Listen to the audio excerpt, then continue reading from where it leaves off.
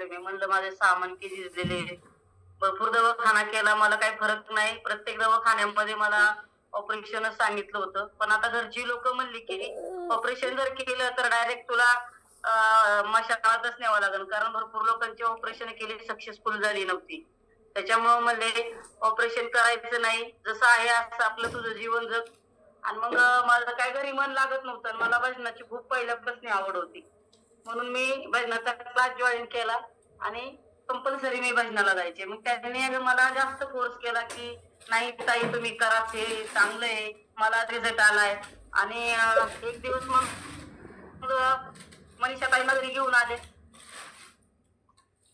त्यांनी पण समजून सांगितलं, की "नाही मुंडेताई, खूप आरोग्य फॅमिली खूपच भारी आहे. तुम्ही जॉईन व्हा." तर मी नाहीच म्हणत होते त्यांना, पण मग त्यांनी दिघे सर आणि क्षीरसागर सरांना घरी घेऊन आले.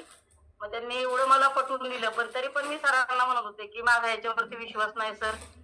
12 लाख रुपये घरच्यांनी खर्च केलेला आहे. आता मला कोणी पैसे देणार नाही आणि हा आर्मी घेऊ शकत नाही, वर्कआउट तर करूच शकत नाही म्हणलं. कारण मला उठायचं म्हणलं तरी माझ्या म्हणजे हातापायांना मुंग्या सतत यायच्या. नंतर हे जॉइंट पूर्ण माझे दुखायचे आणि गोळ्यामुळे सगळं शरीर ठिसूळ झालं होतं. मी उठायची सुद्धा माझ्यामध्ये ताकद नव्हती. तर मी वर्कआउट कधी करणार? येस, नक्कीच. मॅडमनी सांगितलं की उठायची ताकद नव्हती, वर्कआउट कधी करणार. म्हणून नेहमी सांगितलं जातं, जिसकी कहाणी उसकी जुबानी.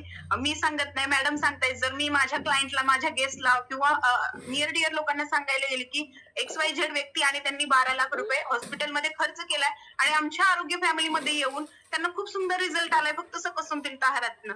वेडी म्हणतील मला, म्हणून अनुभव ऐकायचा असतो. मॅडम स्वतः सांगतायत की हॉस्पिटलमध्ये मी 12 लाख रुपये खर्च केलात. भिंतीला टेकून त्या होत्या. 6 मणके झिजलेले होते आणि की घरच्यांनी सांगितलं ऑपरेशन केलं तर कुठं न्यायला लागेल हे त्यांनी त्यांच्या तोंडातून सांगितलं. त्या स्वतः सांगतायत म्हणून विश्वास ठेवायचा. येस मॅडम, तुम्ही सगळ्या गोष्टी सांगितल्यात की तुमचा विश्वास नव्हता. कोचने घरी येऊन तुम्हाला सगळ्या गोष्टी तुम्हाला सांगितल्या. तुम्ही सुरुवात केली. पण काय सुरुवात केली? कारण की ज्या व्यक्तीचे 6 मणके झिजलेत तो व्यक्ती हा वर्कआउट करूच शकत नाही किंवा जर पाठीला चमक भरली तरी आपला पाय उचलत नाही. पण तुम्ही कशी सुरुवात केली सुरुवातीला? काय काय फॉलो केलं? कसं तुमच्या कोचने तुम्हाला गाईड केलं? घरी क्षीरसागर सर आणि दिघे सर आले, मनीषाताई आले, तर त्यांनी सगळ्यांनी माझा ते रिपोर्ट काढला. मला खूप समजून सांगितलं. क्षीरसागर सर म्हणले, की "मॅडम तुम्ही एकदा फक्त आमच्यावरती विश्वास ठेवा. जर तुम्हाला वाटलं, तुम्ही 8 दिवस करा. जर वाटलं तुम्हाला तर तिथून पुढे करा. इथं काही जबरदस्ती नाही. पण तुम्हाला 100% मी सांगतो, की तुम्हाला रिझल्ट येईल." भाऊसाहेब दिघे सर सुद्धा एवढं म्हणजे समजून सांगितलं.